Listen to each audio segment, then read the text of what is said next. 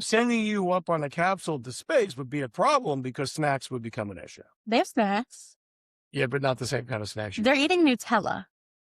But I like space food. I've had it You've had before. space? Yeah, at the museum when I was a kid in Washington, D.C., remember they do space food. Space ice cream is great. Oh my God.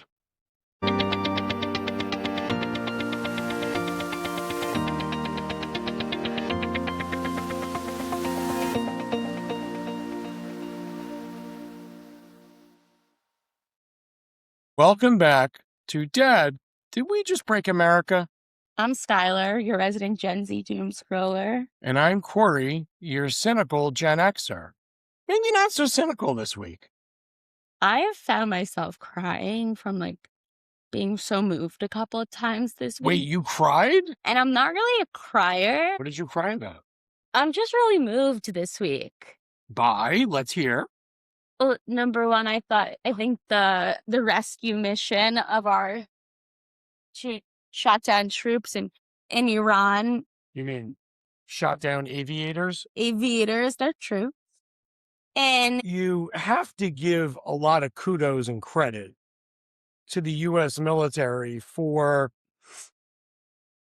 rescuing two people independently mhm, with utilizing probably 100 to 200 people, multiple different aircraft, multiple different operators, and not losing one life and coming back with most of the equipment. Some of the equipment they destroyed on the way out because they couldn't take it. But really, obviously, adhering to the fact that we don't leave anybody behind, which I think is very American and very moving. I think it's very American, but it felt before this, I guess, in my lifetime, I don't recall where that was necessarily a principle that we really followed in practice. Well, for those of you listening and for your edification, that is one of the fundamental cornerstones, or it was supposed to be, of the U.S. military, is that we don't leave anybody behind, ever, alive or dead. Yes. We just don't leave anybody behind. No, I know in It's supposed to be. theory, Yeah, it's supposed to be. but in my lifetime, I don't know how many Americans did Joe Biden leave in Afghanistan? A lot of people. Right. So I don't really remember or know Yeah, it's very America as a place where very patriotic this week. Very, very rah American. But I guess if the president wasn't on national television in a press conference with the head of the CIA, with the Secretary of War, and General Raising Cane's, who has a chicken place, I think that reason. he's Raising Cane's to me. He's the chicken guy. No, he's not. But he is. So if you didn't have that press conference, that was what? It was an hour and a half or something? It was so long, but it was wonderful. Wonderful and entertaining. Yeah. I think if you didn't have that, most people wouldn't really know because the popular media isn't really following any of it, right? Well, they are following it. They're just not following it in a way that's helpful to our side. What do you mean our side? This is an American thing. This is not a partisan thing. But they've turned it into one. It's not partisan. It's No, American. but they've turned it into one. I believe it was CNN that they leaked the fact that we had rescued the one person. Well, the jury's still out on that, right? Because we don't know exactly who it is, but I think it's CNN. I think I agree with you. I think that's who it is. Right. But the fact that, number one, whoever leaked it to whatever publication they leaked it to, that's a problem. Number one, but it's not a problem. It's treason. Yes, but the fact that they went forward and published the story, you should know better. Well, and whether you're in support of this president or not, or in support of this war or not, our people are in danger. Our people are in harm's way. Not only did you endanger the life of the downed airmen, but you're the aviator, you endangered the life of all of the rescue personnel. Yes. How dare you? in the name of What? freedom of the press. Like, no. So there's a big thing called, national security, Yeah. and you're not allowed to do certain things against national security policies. And that's exactly what was done. So it's going to be interesting to see how that plays out because that's a crime against the country. I just find it demoralizing. Big word. It's like an SAT word. Sure, I don't know. But What uh, do you mean you don't know? Uh, you went to college. I didn't take the SAT or the Excuse ACT. me. I didn't take either of them. Wow, what a world. In any event, I find it demoralizing. I find the fact that we've wait, what turned. did you say? You said a bunch of episodes ago. Hold on, I wrote it down. I have it here in my notes. Loss of moral clarity. Yes, what is wrong with us? What is wrong with you? I actually don't care if you don't like the president. I don't care if you don't agree with this war. Tons of people don't. But get out of your own opinions. It's not about you. That these people are the best of us. They are the bravest of us. Why don't you get off your couch, Erica, and instead of tweeting and leaking stories, So it's not and Karen this week, it's no, Erica? I don't know, maybe say a prayer. Don't put these people in more harm's way than they're already in. It's a good point. I don't have to agree with a war to support the members of our military that answer calls that should not have to be asked of anybody. Wow. Skylar for president. No, I don't. Like, it is insanity.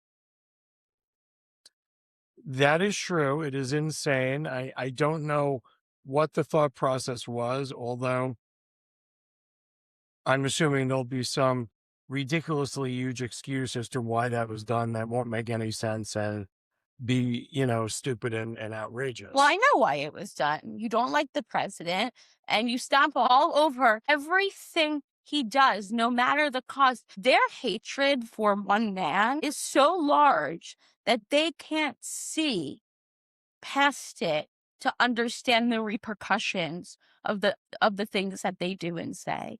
Yes, this was probably one of the worst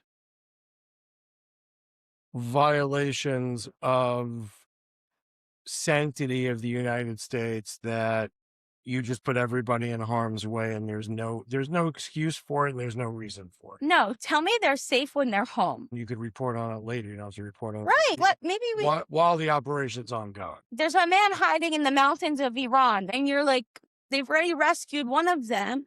Shut up. Are you a moron? You mentioned the war college in our last episode. I don't need to have gone to the war college to know that that's not a good idea. It's called common sense, but it should be called uncommon sense. No one has common sense. So very exciting, very, very exciting that the US military was capable of finding two people in mounds of, sand.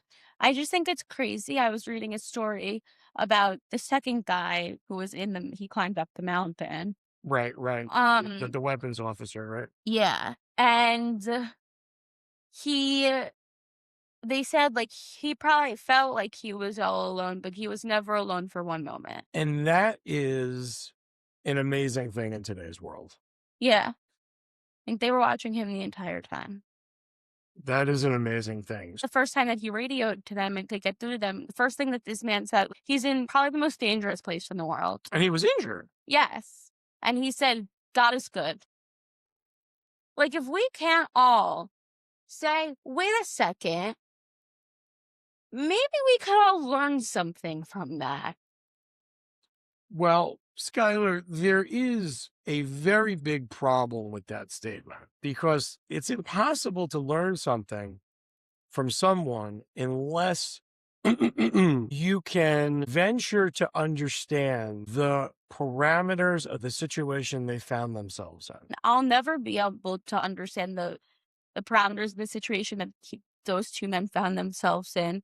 But I do understand that maybe the things that I'm upset about or that I complain about in my life aren't that deep. If this man is injured, he just had to parachute out of a shot down airplane, and then he's now by himself in the middle of Iran. I want everybody to think about that. So, okay, you're in a fighter jet flying God knows what speed. You get shot down, so there is contact with your plane from an enemy missile. The plane's going down, and the only way for you to survive is you have to eject out of the plane. Now, it's not like doing a parachute jump out of a plane where you just step out. No, it's not the point. So Wasn't the plan. right. So it's an emergency situation where they eject out of the plane. They know they're in hostile territory. So then they have to find cover and evade until search and rescue can find them. So it's not for everybody. I'm going to assume, I don't know these numbers and I could be completely wrong, but I'm going to assume that probably 85 to 90% of the population couldn't even do that. No. Okay. I'm not sure I could do that. No, I couldn't. But like, Obviously, there's people trained to do this and this is what they're good at and the whole thing. no, but it's like that is the stuff that nightmares are made of. Right. But, and again, if you think about it, just because you've trained to do something doesn't mean you could do it when the time comes. No. Right. Nobody prepares you for actually being in that situation. Correct. So hats off to them. May they be okay. I hope they're well. And amazing, amazing outcome to something that could have been really, really bad. Yeah. So our next big piece of news, besides the ceasefire that's happening now, supposedly, Allegedly. well, it was announced. It was announced, and then 5 seconds later, they hit Israel really, really hard. So is that a ceasefire or it's not a ceasefire? I don't think it includes, I don't know. So, the world is reacting. Oil prices are down. The stock market futures are up, all because of the fact that there's a ceasefire out there for 2 weeks, supposedly. But one of the next big articles that I saw is, Gulf countries scramble to intercept missiles hours into U.S.-Iran ceasefire. Right. So, like, when are we going to learn, unfortunately, that the market might have to take a hit because you can't negotiate with these people? They broke the ceasefire. Well, Color me shocked. So what is that? I guess we'll have to let it unfold and time will tell. Well, I'm no expert, but what I've learned about most of the world's position and ceasefires after the past 2.5 almost years is that they're allowed to break a ceasefire. You're not. Right. If they break a ceasefire, then those terms didn't exist. Yeah. So we live in interesting times. But, as we're finishing the holiday of Passover, Yeah. very interesting turn of events in the world. But one of the things that as Americans, and maybe not just Americans, but we're here talking about America, right? Yeah. So is the Artemis mission. Yeah. It's really making me emotional. I didn't know I was so soft. When did that happen? I also didn't know I was such earth science was hard for me. If this could have happened while I was in earth science, I would have felt so involved. So you like the fact that we went past the moon and now we're on the way back, and It's so cool. Who doesn't like it? but why isn't it like the biggest thing in the media? I mean, I know there's been coverage. Yeah, but, I guess I've really stopped watching the news. but I don't So- I see the news, time and again throughout the day, and I don't see this coming up as like a No, I hear you. a big topic. I scroll X and Threads, and so it's a big thing there. I just gotta tell you, it's very surprising. No, but after you said that, I looked. And so I do agree with you. It is sad to me because I think that the whole mission is very unifying for the country and has the potential to be even more unifying. The mainstream media not talking about it makes me and that's what I wonder. don't understand. This is something that's very, if we go back to the 60s and President Kennedy, the space race, it was a very unifying thing for the country to put a man on the moon. This is a very unifying thing. Mhm. Now let's talk about the astronauts. Who are the astronauts? There's Commander Reed Wiseman, Okay. pilot Victor Sorry, I'm getting all choked up. You want to laugh so bad. Pilot Victor Glover, mission specialist Christina Koch, and Jeremy Hansen were the first humans to fly around the moon in over 50 years. It's a long time. Yes. What have we been doing? Obviously not that. I think it's important. Yeah. Space exploration is wild. I want to go. I'm kidding. I really don't. But I'm happy for everybody that does. Now, do you think that we're re-embarking on space exploration because of, like, SpaceX and Blue Origin and, SpaceX being Elon Musk's company, Blue Origin being Well, this has Bezos' nothing company? to do with Elon Musk. I understand that. This is NASA. Do you think it's because of the popularity of renewed interest in space exploration because of the private sector? I don't know. Maybe, but I think this one has been planned for a long time. What's a long time? Did you know that Jim Lovell, Lovell, Yes. he recorded something for them for yesterday morning last year. He died last year. He recorded it before he died. He said, "Hello, Artemis 2. This is Apollo astronaut Jim Lovell." Jim Lovell. Lovell. See, I don't know. The astronauts weren't around for me. Welcome to my old neighborhood. When Frank Borman, Bill Anders, and I orbited the moon on Apollo 8, we got humanity's first up-close look at the moon and got a view of the home planet that inspired and united people around the world. I'm proud to pass that torch on to you as you swing around the moon and lay the groundwork for missions to Mars. For the benefit of all, it's a historic day, and I know how busy you'll be. But don't forget to enjoy the view. So Reed, Victor, Christina, and Jeremy, and all the great teams supporting you, good luck and Godspeed from all of us here on the good earth. Well, Like, he recorded that before he died. wow. How cool is that? Very cool. And they played it for them when they got up. What was their reaction to that? I wasn't up when they got up, so I don't know. Why not? I can't do it all. Why not? Because I can't. So something that's so encompassing for us as Americans, because as a young boy, I know I was very fascinated by space. Not that I ever wanted to be an astronaut. I think I might have been more fascinated if, like, when I was a kid, I could, like, watch somebody go to the moon. It's very fascinating, and I think it's great. Like, these little kids that are watching the live stream, I've seen so many parents say, like, my kid wants to be an astronaut now. That's really cool. Yeah, it's very difficult to be an astronaut or become one. Yeah, but, like, you gotta start somewhere. You have to have dreams. It's important. Who knows? Maybe if I was a little kid and this was happening, I'd want to be an astronaut. Sky and space. But it's very concerning to me that something that's so Joyful. exciting, and I think the word is hope. Yeah. So if you think about it, most of everything that keeps us going in life is hope. I'm saying that it's not shocking because I don't expect anything from the popular media or from, most of the population. It's not But shocking, but it's disappointing. it is disappointing. And it's something that should fill every person on the planet. I mean, I'm crying. I know, and that's just shocking into itself. But it's something that should fill every person with the planet, and especially here in America, with pride and joy and hope. Yeah, I also just think, like, it's important. I think the perspective is important. I think we all need it more now than ever.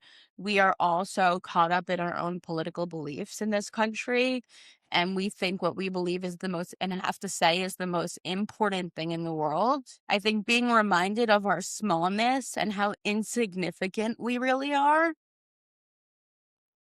is actually important and a good thing. Yes. And that, listen, there are miracles that happen every day, but this week we're fortunate enough to be here and fortunate enough to be able to be a part of them and see them. Things that should give us national pride and should make us be hopeful for the future and mindful of who we are. And proud. But these are miracles that occurred during uncertain times, giving rise to, the wonderment of what the world could bring and what the world could offer, and how, you said it before, our problems are probably insignificant compared to, what other people are going through on a daily basis. That is what life is all about. The two things that happened this week, the rescuing of these two aviators, which could have gone horribly wrong, Mm-hmm. but some little luck and a lot of planning, right? And some really, really talented people and some really good equipment, as President Trump pointed out, we were able to make almost the impossible happen. Obviously, it's not impossible because we did it. But I think that's how everything starts out in life. Yeah. And I'm getting to a bigger topic here. I will say, I think there was something important that Trump said, and I think it was a really humanizing moment for him. He was talking about the equipment and the equipment that we had to get rid of. And he was like, but who cares? Like, yeah, it costs money, but at the end of the day, who cares? Well, I'm sure there'll be somebody who'll complain about that. No, there is. I'm seeing people complain about it. Like, all of a sudden, now the liberals, they're complaining they care about Yeah, what about all the equipment that President Biden left in Afghanistan? and gave to the Taliban. Right. So, and again, that wasn't the point I was getting to. No, but I'm saying, I was just making a point that all of a sudden they care now, and they're like, this is your biggest achievement. This is you had to burn all these planes, get rid of this, you lost all this equipment. Yes, it's an achievement, Karen. Well, the achievement is what you were able to do that people said probably couldn't be done. Everything that's ever happened that's a major achievement Seemed impossible. is something that was done that somebody said couldn't be done. Yeah. I do it every day. What, you get up? They said it couldn't be done. They It said just- she'll never wake up on time, and I've been Yes. doing it for 3 weeks. I know. Oh my God, how do you feel now? Like a spring chicken. 3 weeks. Been on time most of the time, even when it rains. And I have a long commute. I understand, but at least you're doing it. So unreal. I mean, that's just a generational difference. It's like, I've been doing it for 3 weeks. but I mean, let's be honest. You get up 7 hours earlier than you need to be there. As an aside, ladies and gentlemen, I'm sorry to take this tangent, but like if you had to be somewhere at 10 a.m., you'd be up at 5 Yes. just because you think you might be late. We can't all look like you when we get up in the morning. How do I look? I mean, Perfect. I know. Wonderful. In any event, I found this beautiful. The beginning's kind of funny. This person wrote on Threads, this is the person's account is Dainty Painter. They said, just drinking wine and eating nerds while I cry about the 4 humans who are the farthest from home than any human has ever been. They called home to tell us how beautiful it is. They named a crater after a dead loved one. They made a goofy parody of the Full House intro. They said they love us before they left audio range. Maybe we are still good. Maybe we can still do great, big, wonderful things. Maybe we can still love each other enough. well, do you think we can? I don't know, man. Because if you think about it, those 4 people, They really love each other. well, they have no choice. No, but they like really love each other. I understand that, but think about, and it's one piece of time. It's 10 days of their lives. And think about the fact that, yes, they have a huge, helpful team of engineers and command people and all sorts of different things at Mission Control, but they're out there in the vacuum of space, just the 4 of them. Now, obviously, there are cameras going in today's world, and, they're transmitting pictures back, and they're talking to Mission Control every 10 minutes or whatever the hell the story is. But they're all alone up there. Yeah. And they have to depend on each other for life, stability, and even chuckle going to the bathroom. Yeah. So The bathroom's a go. there you go. So can we still depend on each other? Can we still do big, beautiful things? I feel like this proves that like we can if we want to. We have to be willing to see each other as people. But society isn't based on that anymore. No, which is why I wish that this was, like you said, a more mainstream story because I think, like the other And story that that's we what I was talked about, and that's what I was getting there's a to. lot to learn. There's a Yes. lot to learn from the care that these other astronauts had to surprise their friends, their colleague, and name a new crater on the moon after his deceased wife. That's beautiful. Yes, very moving. That, like, this man loves his deceased wife so much that they knew that when they had that moment, they knew exactly what to do. Yep. And it's on a part of the moon where when the Earth rotates, him and his kids will be able to see it from home. Well, that's very cool. So, how do we get society? I think we all have to just go in groups of 4 up in a spaceship. Well, when I went to business school, we went to something called and there's a group out there. I'm sure there are 20 of them now or 50 of them.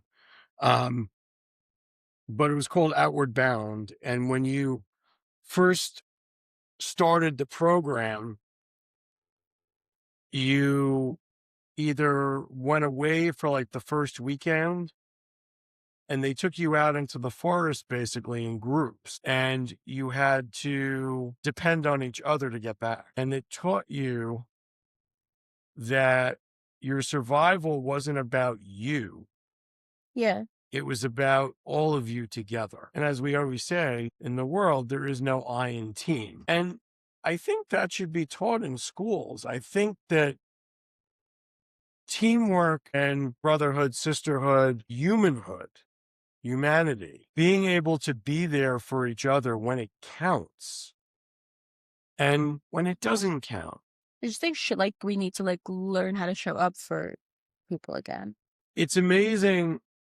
Obviously, these four people are a small example of society, but the same people in a different way are in our armed forces who work seamlessly together to find two people and in the government. And it's refreshing to see that Yeah, I think, and I don't want to make it about Israel, but I think that's what I loved about Israel so much. They care about each other, regardless of political differences, and trust me, they have them. When push comes to shove, they view each other truly as brothers and sisters, and they will go to the ends of the earth for one another. oh, I understand that, but that's something that we don't have. No. And society creates discord and dissent Yeah, and we're not covering or talking about the things that could unify us or bring us together, or that we could all be proud of. because that's not sellable. No, and that's sad and deeply disappointing. And we don't teach that anywhere. No, and then Victor Glover, who's one of the astronauts, he's actually the first Black man to go this far, which is crazy. Yes, that's great. And I mean, congratulations, Victor. And you're a poet. He says the most beautiful words. This man. Okay. He said right before they lost contact for 40 minutes yesterday. What was that? LOS, loss of signal. Okay. He said, as we continue to unlock the mysteries of the cosmos, like what a sentence. I'd like to remind you of one of the most important mysteries on earth, and that's love.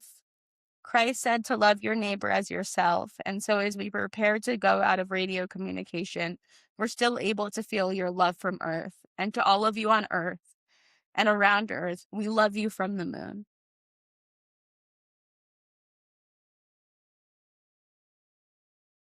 I wasn't prepared to cry on a Monday afternoon. But thank you, Victor. And why'd that make you cry? Because I don't think like we're like it's like the same reason why like I don't want to watch the news anymore. Like I know I'm very in tune with what's going on. Trust. No reason to be concerned about that. But I nobody's like talking about anybody's humanity anymore. We don't look at people as people. And like everybody's just a person trying to get by, dealing with their own crap. And like, are there bad people in the world? Yes, 150%. Are there bad people in this country? Yes, 150%. And I have no problem calling them out by name, first and last. But what?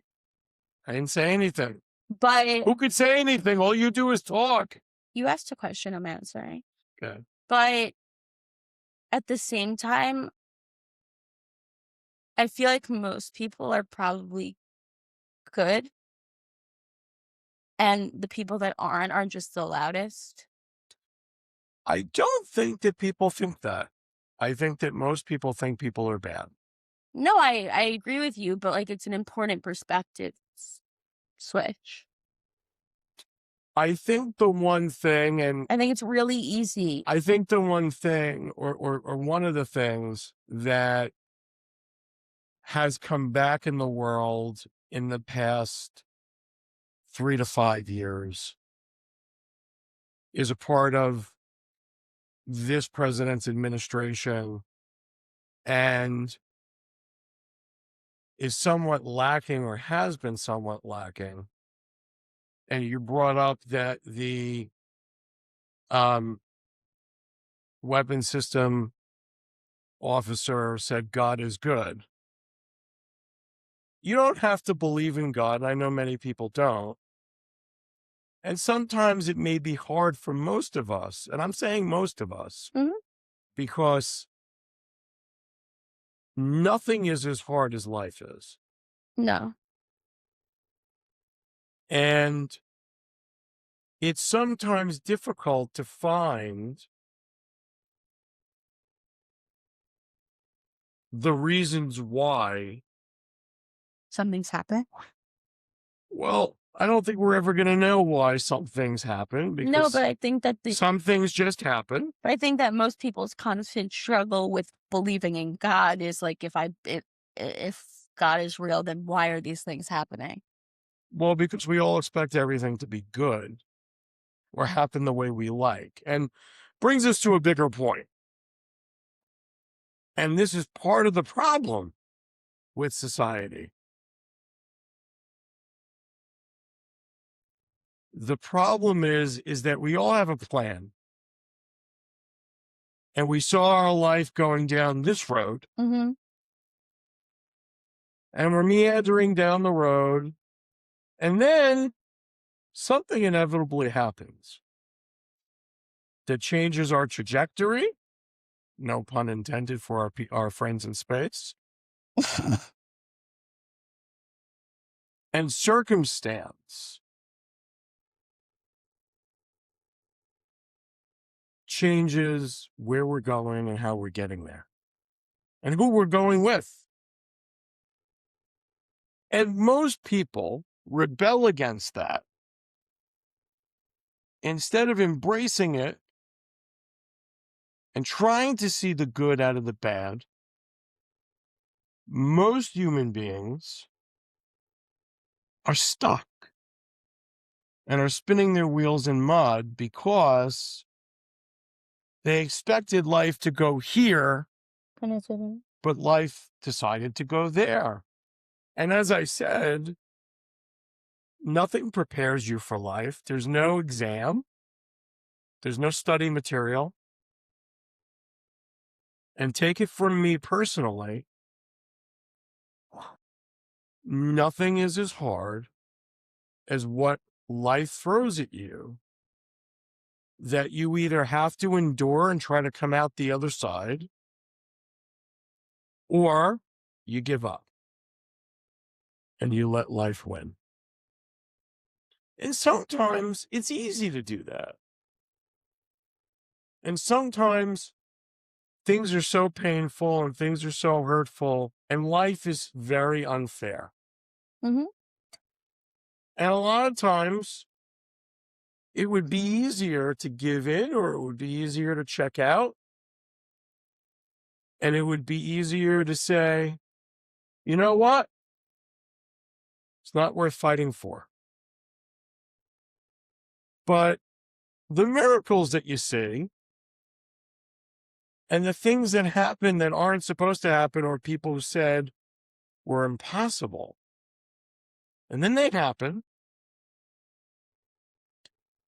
and you get that little ray of hope, that little glimmer that, okay, everything's not all bad. And maybe it's possible that if you try hard enough, you could either achieve that goal, you could get to where you're going, you could learn to like the path that you wound up on instead of the path you thought you were on. And you could try to focus on the future and on the positives instead of on the negatives.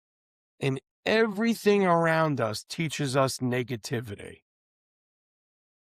People's opinions, people are shouting from the rooftops and they're demonstrating and they're yelling and they're screaming and they're fighting and they're arguing and they're on social media. And look, I got the next best thing. And We all just like want to see the worst in each other. that's the problem. Yeah. Like there's a Because, difference between disagreeing with somebody and thinking somebody's a bad person. and One's again, healthy and one's and deeply right, detrimental. so that's the whole thing. Just because we think differently, or we believe in a different God, or we wear a different color, or our skin is a different color, or we're a different sex, just because we all don't think the same way, doesn't mean that we're all not entitled to the same life, and we're all not entitled to chase that dream, whatever that dream is. Yeah, I'll read you some more posts that I saw that really made me think about perspective is really important. Well, as I always say to you, it's all about perspective. Yes. But like, I don't think anything could give you more perspective than staring at space and looking at how small we actually are. Or staring back at the earth from being far away from it. Right. And maybe we don't matter. Maybe none of this matters. Well, or it doesn't matter as much as I thought or in the way that I thought. Yeah, no, like do your thing, do your best, leave a mark, leave a legacy. It matters, but like not as much as we're all acting like it does. Okay, so go ahead. So this person posted, look at the blue line around everything you've ever known, every person you've ever loved, every city you've ever walked through, every song you can't get out of your head. All of it wrapped in atmosphere, turning slowly in the dark. Reed Wiseman took this photo today from a window on the way to the moon, and I can't stop staring at it. We're so busy down here, but from far enough away, it all dissolves into one quiet, living, breathing organism. Very profound. Somebody wrote, left Apollo 17, 1972, so it's two pictures of the Earth. Right, Artemis 2, 2026, two photographs taken by one of us, of all of us, over half a century apart. What's changed? So somebody responded, this thought just hit me hard. The left photo, my father is somewhere there and I'm not. The right photo, I'm there, but he isn't. Time moves forward slowly and quietly replacing us. Temporary passengers on this beautiful spaceship. You didn't need to get so deep in the morning. Is it too early for you? Not enough coffee? Way too early. So how do we teach the world to pay attention? I don't know we could do it. I can't change the world. I could just change how I'm reacting to the world. But that's the whole thing. So I think we're doing our part. We could could have decided to go out there and put out another episode yelling and screaming about what's wrong in the world and who we disagree with. And we decided that, you know what, maybe that's not the point. It would be helpful in the world if all of the discord could stop for 10 minutes. Yeah, like, can you ever just stop? And everybody would just get along or move toward a common goal, row in the same direction. Or just stop for a second. Would it kill you? We know it wouldn't, but Also, we're not meant to handle this much. this much what? I can't even think of the word for it. Being inundated with this much negativity all the time. It's not healthy. Now stay there. Don't move. Don't move. I'm not moving. I'm right here. Okay. I don't often like to move, so I know that about you. Movement is a whole thing. you don't have to tell me to sit still twice. So the world, based upon all of the information thrown at you every day, all of the things that you interact with, what's positive? Nothing. Okay, we got up this morning. Okay, No, got but it. like, Good start. Check the box. but if you've realized in the past like week or two, you've asked me about something going on in like politics or the world, I'll be like, actually, I don't know. I didn't watch that. Like, Trump had a press conference, it was around the same time as they were doing the fly around of the moon, and I was like, "I'm gonna watch the fly around of the moon." And why is that? What made you watch that instead of watching the president's press conference? Because number 1, the president's press conference isn't going anywhere, I'll hear about it later, Get to the real point. and I don't wanna hear a bunch of reporters acting like children, screaming, trying to get their best attack in because they don't like the orange man, and everybody's attacking each other. It's negative. You know, in all my life, ever since 2016, when President Trump was elected, there were demonstrations, not my president. Yeah, like, can we all relax? It But, didn't go your way. Most things don't. right. It was very disconcerting to me that there have been plenty of presidents I didn't vote for, Mhm. or plenty of politicians I didn't vote for. I don't remember anybody before then ever demonstrating over it. Yeah, losing their minds about it. I don't remember. Acting a fool. I don't remember any time ever in American history, and maybe I wasn't around for the 60s and 70s with the Vietnam crisis, but even though I was around in 70, but I was a, zygote. So my memory's a little foggy then. So I don't remember people protesting when somebody won an election. No, because, like, don't you have somewhere to be? Besides that fact that in my mind, that's where a lot of the discord nationally started. Yeah, we all decided the world was gonna end, And and we haven't stopped acting like it. I think it's gone severely downhill from there. And I don't see, until now, somewhat of a turnaround and somewhat of miracle situations that are happening in real time that should give the universe hope. Well, I feel like if you're being honest with, and you don't have to be honest with us, but you should be honest with yourself. And I think that if you're being honest with yourself, you can't say that these things don't give you hope or make you proud. And if you believe that, then you're lying to yourself. Yes, very, very true. So to sum up my thought process is there used to be a commercial about a song, or it was a song in a commercial, Okay. and it's a song I'd like to teach the world to sing. Yeah. It was the first piano song I ever learned. That's so cute. And the song goes, I'd like to teach the world to sing in perfect harmony. And what's wrong with that? And why can't we do that? Why do we have to hate each other so much? Why do we have to argue over everything?